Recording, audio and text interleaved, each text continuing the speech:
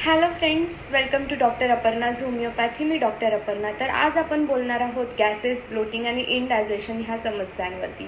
तर चला आपण पाहूयात ह्या समस्या कधी आपल्याला उद्भवतात. समजा आपण कधी बाहेर लग्नाला गेलो, पार्टीज अटेंड केले, जेवण खूप झाले तर आपल्याला गॅसेस होतात आणि चान्सेसही असतात.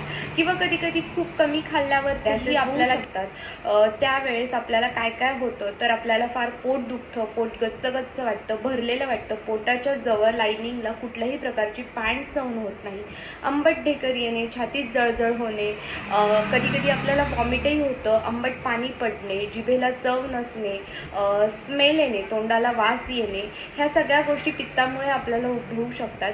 किंवा जास्त खाल्ल्यामुळे किंवा कमी खाल्ल्यामुळे, गॅसेसमुळे, ब्लोटिंगमुळे पोट गच्च झाल्यावर कॉन्स्टिपेशन सारख्या समस्या जाणवतात.